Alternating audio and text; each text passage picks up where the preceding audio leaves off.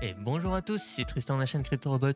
On se retrouve aujourd'hui pour un nouvel épisode de Market News. On va essayer ensemble d'analyser un peu le marché, de voir les dernières news et comment se comporte le marché crypto. Petit indice, ça se passe très bien. On n'est pas encore à la TH, mais on va voir tout ça ensemble.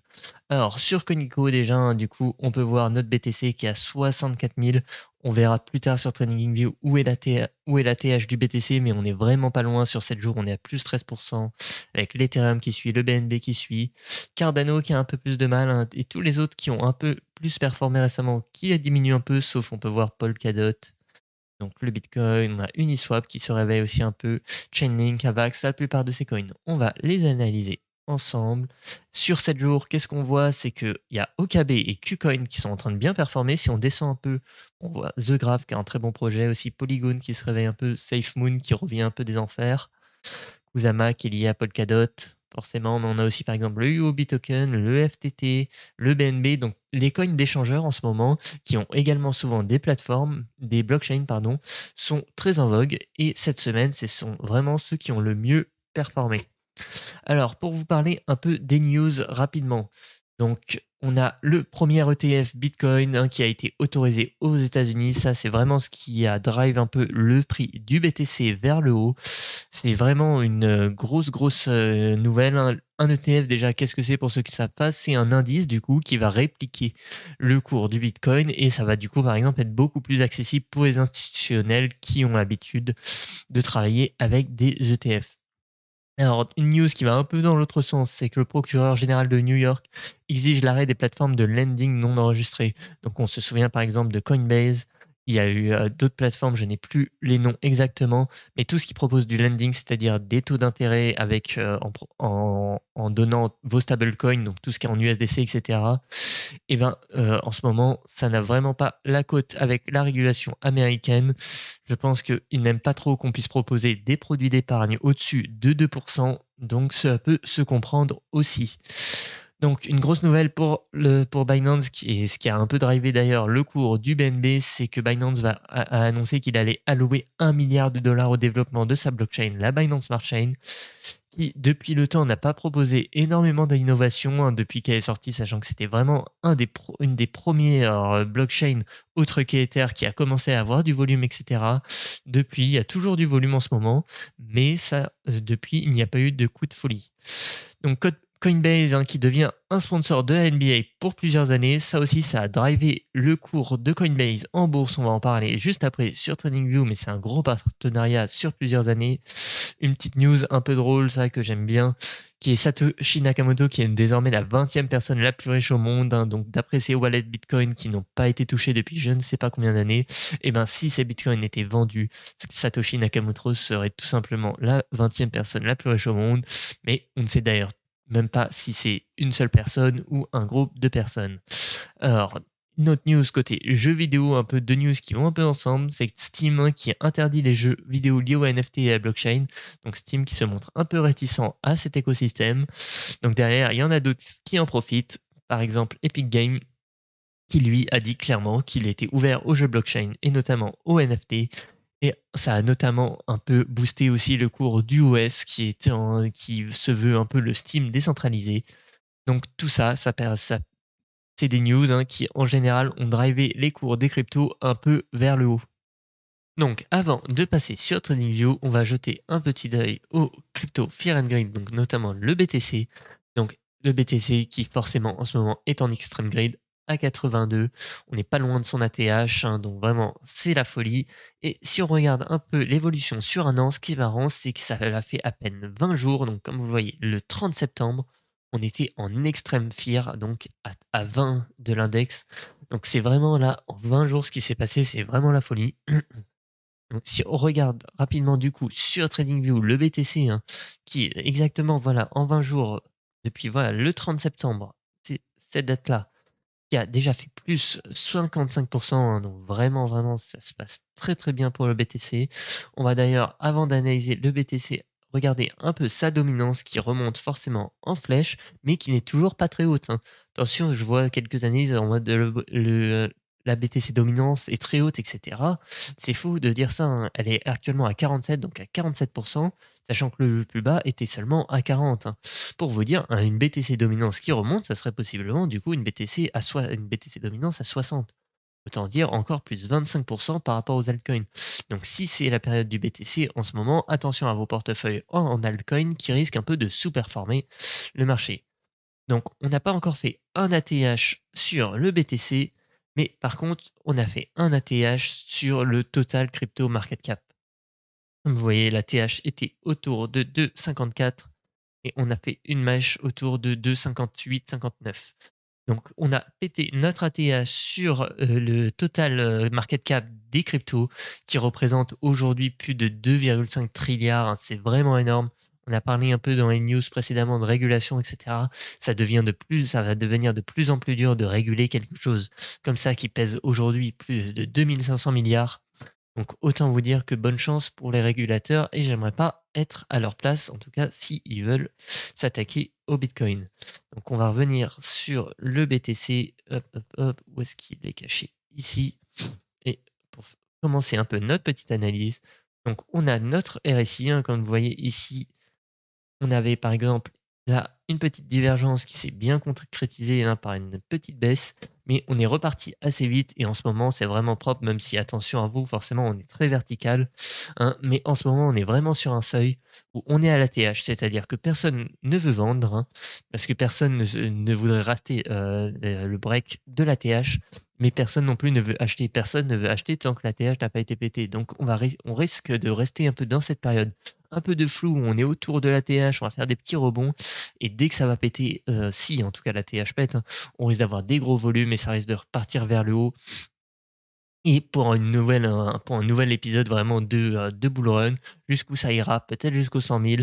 J'ai pas de prédiction à faire sur ce point-là. Pour le coup, je pense que personne pourra vous en donner. Entre 80 000 et 100 000, c'est raisonnable. Au-dessus de 100 000, ça risque d'être compliqué. Mais on ne sait jamais ce qui peut arriver. Et ce qui est vraiment propre en ce moment, c'est que sur le RSI, on n'a même pas de divergence. Vous voyez, on fait des petits points de plus en plus haut. Donc forcément, notre super trend qui est juste en dessous, qui s'est mis au vert très très vite et qui ne fait que monter. Donc tout ça, c'est très très propre. Donc on va analyser maintenant un peu les autres altcoins. On va faire beaucoup de layer 1 comme la dernière crypto news, la dernière market news que j'avais faite, car en ce moment c'est vraiment les coins qui ont la cote. Mais on va aussi faire quelques coins, notamment deux coins pour moi qui sont vraiment sous-évalués en ce moment. Donc, du côté Ada Cardano, qui lui n'a pas tellement la cote, on l'a vu sur CoinGecko, hein, qui est vraiment en train de tirer un peu la gueule, notamment là sur Pertrend, qui est passé en rouge, le RSI qui est à plat, aucun volume. Ada Cardano, qui, tant qu'ils n'alimentent pas de news, malheureusement, ils n'arrivent pas vraiment à capitaliser sur un fort rebond. C'est vraiment des news et en ce moment sur Ada Cardano, les smart contracts, je ne sais toujours pas vraiment où ils en sont. Donc je ne peux pas vous dire plus que ça, mais attention à vous, pour moi Ada Cardano est plutôt surévalué, même si je risque de me faire des ennemis, je le sais. Alors, du côté de Atom Cosmos, qui lui a vraiment le vent en poupe en ce moment, pas forcément l'Atom en soi, mais tout ce qui est du coup le Cosmos SDK, qui est vraiment fait de pouvoir construire une blockchain autour de Atom, donc qui, comme vous le voyez, hein, vraiment a une grosse expansion ici. Là, on avait du coup une petite divergence sur le RSI. C'est conclu par ce triangle, en fait, un peu sur ce triangle baissier. Sauf que ce qui est très intéressant, c'est que ce triangle baissier, on l'a cassé hier avec en plus une petite bougie de volume, comme vous le voyez. Donc, il faudrait là, on est en train de faire un pullback. Donc, pour l'instant, c'est vraiment parfait et ça risque de repartir très fort pour Atom. Du côté de Avax, donc à côté de Avax, hein, qui a eu une phase très verticale, on a eu un bull flag ici, une autre phase très verticale, pareil que Atom, on a eu une belle divergence du RSI qui s'est conclue justement par cette phase de baisse qui est en cours, et là on est en train de tenir notre niveau clé, hein, donc autour des 55 $. Donc Avax, faut voir s'il va arriver à se démarquer, mais moi de mon côté, je suis plutôt bullish sur Avax, mais ceci n'est vraiment pas un conseil en investissement. Donc du côté d'AXS, donc les Axie Infinity, les NFT, etc., qui, petit rappel, hein, depuis, depuis quelques mois, hein, a fait quand même plus 6000%, hein, donc un petit fois 60. Un petit fois 60 alors qu'il était listé sur Binance, hein, ce qui j'entends beaucoup de gens dire ah mais les coins quand ils sont listés sur Binance c'est déjà trop tard, etc. Et ben c'est pas toujours le cas comme vous le voyez sur AXS, hein, Il a été listé, hop, si je regarde autour des 0,30 centimes, il est aujourd'hui à 121 $. Donc, j'espère que vous avez pu en profiter, mais là, il n'y a pas grand-chose à dire à part qu'il y a eu deux très belles bougies haussières, hein. Là, on est en train de créer une légère divergence, hein, mais on n'a vraiment plus aucun volume. Donc moi, en ce moment, je ne rentrerai pas, en tout cas, sur AXS. Du côté des BNB et du coup, notamment de sa news, c'est notamment les deux bougies qu'on voit ici, du fait que Binance a annoncé qu'il a alloué 1 milliard de dollars pour le développement de la Binance Smart Chain. Donc si on revient un peu sur historique, on avait un beau end top ici qui s'est bien concrétisé, on a quand même perdu un bon petit paquet, on a perdu plus de 30%, qu'on a pratiquement instantanément récupéré en ce moment. Donc là, il y a eu des grosses bougies de volume, aucune divergence sur le RSI. Pour l'instant, c'est vraiment propre. Moi, je reste assez bullish, hein, sur l'écosystème Binance Smart Chain et sur la Binance en général, car même si Binance a beaucoup de soucis avec la régulation, ça reste de très loin encore la première crypto-bourse mondiale, même si de plus en plus je transmets un peu sur FTX, j'ai entièrement confiance au fait que Binance va se relever et d'ailleurs, hein, son token BNB qui s'échange très très bien. Donc du côté de Cake, hein, qui est du coup fait partie, qui est le principal token de la Binance Smart Chain après le BNB, qui lui ne performe pas aussi bien. Ça peut notamment être dû à sa pression baissière du fait que Cake distribue beaucoup de tokens, même s'ils en brûlent beaucoup aussi. Je connais pas assez la tokenomics pour vous détailler, mais qui, vous le voyez avec la super trend qui est riche, hein, et qui a un peu de mal à se relever, mais qui est vraiment en phase de latéralisation. Et ça peut d'ailleurs être un coup à jouer, notamment du coup en pensant qu'il va rejoindre son copain le BNB et de se dire que là, voilà, c'est vraiment une phase d'accumulation qu'on voit en cours. Et si l'écosystème Binance Smart Chain se remet un peu à se dynamiser, et ben j'en suis sûr que Cake en profitera et ça peut être une opportunité à jouer.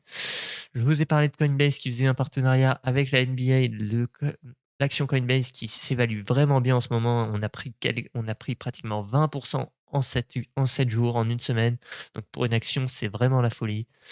Autant vous dire qu'en ce moment, Coinbase s'évalue très très bien et que l'écosystème crypto, notamment du fait de la TH, du BTC qui risque d'arriver, en général, se passe très bien. Donc au niveau du crypto.com, on a notre super trend qui est bullish, hein. On n'a pas grand chose. C'est un coin qui a encore pas trop pété, alors qu'il fait des partenariats, etc. Il manque peut-être d'un développement, par exemple, d'une blockchain à voir, mais le CRO qui, pour moi, est un peu sous-évalué par rapport au reste.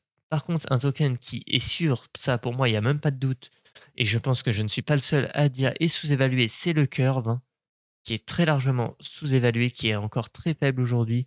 Le problème, l'explication pourquoi il est sous-évalué, c'est que le projet, on va dire, est sous-évalué, mais le Curve token est un token un peu de reward. Et donc, ce qui va se passer, en fait, c'est que ça fait une énorme pression baissière sur le Curve. Les émissions de Curve diminuent un peu au fur et à mesure. Donc moi, je suis assez bullish sur le Curve, surtout, vous voyez, c'est très très propre, hein, la super trend qui a vraiment été pixel ici, qui a tenu le cours. Donc, vraiment, pour moi, c'est un des principaux tokens sous-évalués, avec un autre dont je vais vous parler par la suite. Donc, du côté du Polkadot, intéressant de ce côté parce qu'on avait une très belle figure de épaule tête épaule assez classique, hein, qui ne s'est pas conclu, hein. Comme vous voyez, une épaule tête épaule dans ce sens-là, ça aurait dû se conclure par une baisse, mais la super trend encore qui a été vraiment arrêté le cours parfaitement. Et là, on est en train de repartir. On a eu des volumes. Donc l'écosystème Polkadot qui en ce moment se passe très bien avec tout ce qui est l'histoire des parachains, etc. Je vous laisse vous renseigner si vous voulez plus de détails. Donc du côté de l'IGLD qui lui aussi est un token qui reste un peu plus bas en termes de layer 1 en tout cas, mais qui risque vraiment d'avoir du potentiel, hein. Mais pour l'instant, il n'y a vraiment encore pas grand-chose qui est sorti. Donc à voir ce que l'équipe va être capable de délivrer, mais en tout cas, on risque d'avoir, je vous le dis, une très grosse explosion de l'IGLD si l'équipe commence à délivrer certains produits avec une réelle utilité. Du côté de l'ETH, on a eu un très beau W ici autour du 20, entre le 20 et le 30 septembre, qui a vraiment drivé le cours vers le haut. Du coup, on a donc cassé notre super trend. On est également pas très loin de notre ATH, hein. Par rapport à notre ATH, on est à moins 7, moins 8%. Donc si le BTC fait un ATH, l'Ethereum risque de le suivre. Après, je pense que l'Ethereum va être un peu en retard en ce moment par rapport au BTC. Si le BTC fait son ATH, il risque un peu de partir tout seul. Les autres vont suivre, mais moins fort. C'est en tout cas ma vision. Du côté de Phantom, Lui aussi, je vous parlais des coins qui sont listés sur Binance et qui explosent quand même, hein. Et alors lui, c'est un listing depuis très longtemps. On était autour de 0,2 centimes. Aujourd'hui, on est autour de 2 dollars, hein. Autant vous dire que ça nous fait un plus 10 000%. C'était vraiment la folie. J'espère que vous avez pu en profiter. Ça faisait partie des principaux layers 1 à avoir à l'œil, hein. Donc la super trend qui n'a jamais cassé, qui a encore regardé, hein, vraiment comment la super trend arrive à tenir le cours assez souvent. Pile, hop, un rebond et on n'a vraiment pas cassé notre super trend, ce qui nous annonce vraiment du positif pour Phantom, hein, encore par la suite. Car si on regarde sur CoinGecko, hop, hop, hop, non, c'est pas ça que je voulais faire. Phantom est encore, hein, pas dans les tops où on est. Le petit Phantom, vous voyez, il est 34e, donc il y a encore de la marge, hein. Même si vous voyez que c'est très vertical, il y a encore de la marge si l'écosystème continue à se développer. Côté de FTT, donc le jeton de la plateforme FTX, hein, la plateforme FTX qui continue à s'apprécier de plus en plus, hein. Nous d'ailleurs, on fait nos principaux bots de trading dessus. Si vous n'avez pas encore de compte, je pense que c'est vraiment essentiel maintenant d'avoir un compte sur FTX. Vous pouvez utiliser notre lien d'affiliation dans la description afin de réduire vos frais pour vous inscrire sur FTX. Mais c'est vraiment un token qui risque de continuer à s'apprécier. On a quelques volumes, hein, quand même, si on regarde par rapport à avant. On a par contre notre super trend qui a été cassée, mais comme vous voyez, hein, là, elle n'a pas été vraiment parfaite, car elle a été tout juste cassée, mais vraiment d'un demi%. Donc là, la super trend qui est bearish, pour moi, c'est plutôt une erreur, hein. Pour moi, elle devrait continuer à être bullish, hein, et on devrait pouvoir remonter un peu vers le haut et essayer d'aller retaper notre ATH autour des 80 dollars. Donc Kusama qui fait partie de l'écosystème Polkadot, qui est un peu le second, la petite sœur de Polkadot, donc qui lui a bien tenu aussi sa super trend, qui est plutôt bullish. On n'a pas énormément de volume, donc moi je serais plutôt sur Polkadot que sur Kusama, mais ça peut vous permettre d'avoir un peu de levier si vous voulez vous intéresser à l'écosystème Polkadot. Donc pour moi, le token le plus sous-évalué, et pour moi vraiment, ça y fait partie ça serait pour moi le premier token le plus sous-évalué, c'est le Link. Le Link vraiment qui est dans tous les écosystèmes, tous les layer 1, le Link est indispensable, c'est vraiment le projet pour moi qui a le plus d'utilité dans l'écosystème, peut-être après Bitcoin et Ethereum. Après, pourquoi le prix ne monte pas et n'explose pas, en fait, pour vous expliquer, c'est tout simplement que le Link n'a pas réellement d'utilité pour Monsieur Tout le Monde, hein. Ça ne sert pas à grand chose d'avoir du Link pour Monsieur Tout le Monde, ça sert pour justement payer les oracles, etc. Mais ça n'a pas grand intérêt, mais vraiment pour moi, le projet est peut-être le projet le plus utilisé de l'écosystème crypto et elle n'est actuellement évaluée que autour de la 18e place. Donc pour moi, il y a vraiment un coup à jouer sur Link, mais c'est vraiment pour moi un token qu'il faut avoir en tout cas dans son portefeuille. Donc du côté de Luna aussi, comme les autres layers 1 et la super trend qui a encore parfaitement tenu, on reste très bullish. Attention, on est en train de faire une belle divergence sur le RSI, hein. Hop, oula, hop. Vous voyez, si je trace ça, hop, vous voyez, donc là, attention sur Luna, moi je ne me positionnerai pas en ce moment, hein, avec cette belle divergence qui risque de se réaliser et peut-être d'aller casser notre super trend. Du côté de Matic, qui pour moi, hein, je vais vous avouer que Matic, j'ai peur que ça soit un peu de moins en moins utilisé quant à la venue de tous les autres layers 1 qui proposent un peu plus d'innovation que Matic. Même si Matic reste sa principale qualité, ça reste encore les frais qui sont vraiment ridicules. Mais on a eu une grosse bougie de volume. Je ne sais pas vraiment si c'est dû à une news, mais en tout cas pour moi, Matic, je ne suis pas fan vraiment sur le long terme. Après, à court terme, comme vous voyez, on vient de casser notre super trend, ça peut monter encore pas mal. Du côté de Radium, pareil, écosystème, FTX, Solana, etc. Eh ben, on est vraiment, regardez la super trend qui est en train de tenir notre cours, hein, parfait. On a également des gros volumes qui sont en train de rentrer. Donc Radium, pourquoi pas, pour avoir une exposition supplémentaire à l'écosystème Solana. Le Shiba qui est vraiment parti en folie, hein, et comme vous le voyez, avec cette période de consolidation, on pouvait s'y attendre que quand ça part très très fort. Donc je vous laisse regarder les volumes qui sont vraiment délirants. Moi, le Shiba, hein, c'est pas un coin dont je suis fan, vous savez, que ce soit Shiba ou Dogecoin. Mais là, par exemple, après cette consolidation, il y avait sûrement un coup à jouer. Après, si ça aurait été vers le bas, ça aurait été le même sens, hein, vers le bas. Donc attention quand même. Mais là, c'est parti vers le haut et c'est parti très très fort. On a fait peut-être pas loin de 300% en 3-4 jours. Donc c'est vraiment la folie. Peut-être Solana, qui est aussi la super traîne, a tenu parfaitement. Solana qui est assez haut dans les market cap, mais pour moi c'est un projet pareil où il faut en avoir dans son portefeuille, car si un jour ça commence à gagner du terrain, notamment peut-être sur Ethereum, ça serait vraiment dommage de ne pas en avoir dans notre portefeuille. On va finir par deux coins de l'écosystème un peu video games, etc. Donc Theta qui est un peu le concurrent de Twitch, qui lui se porte pas forcément très bien. Comme vous voyez depuis son ATH, on est encore à moins 57%. Donc Theta qui a vraiment pas le vent en poupe en ce moment. On a eu une très grosse période de hype, hein, comme vous le voyez, avec toute la super trend qui a tenu, la super trend qui a tenu pendant plus de 2700%. Donc autant vous dire que ça a été vraiment la folie. Mais depuis, Theta qui a un peu de mal. Je trouve aussi que Theta est beaucoup capitalisé par rapport à sa réelle utilité qui, en ce moment, quand on regarde, il n'y a pas forcément énormément, hein, que ce soit de streamers ou de viewers dessus. Mais ça reste un projet très intéressant. Et enfin, le dernier projet que je voulais vous présenter, c'était UOS. J'en ai déjà parlé sur la chaîne. Ça fait lien un peu avec les dernières actualités du côté de Steam et de Epic Games, hein. UOS se veut un peu comme le Steam décentralisé.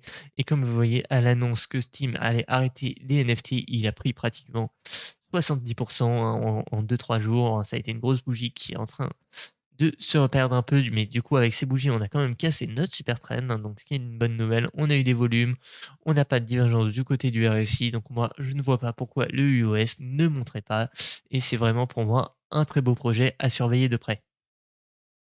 Et c'est la fin de cet épisode de Market News. J'espère qu'il vous aura plu, j'espère que vous aurez pu un peu découvrir des projets ou des analyses. En tout cas, si c'est le cas, n'hésitez pas à vous abonner à notre chaîne. Vous êtes beaucoup à nous regarder sans être abonné. C'est vraiment un petit geste qui nous fait plaisir. Et après, si vous voulez venir rejoindre notre Discord où l'on discute un peu, que ce soit de bots de trading ou d'écosystème crypto en général, c'est avec grand plaisir. Tous les liens sont dans la description. C'était Tristan de la chaîne Crypto Robot.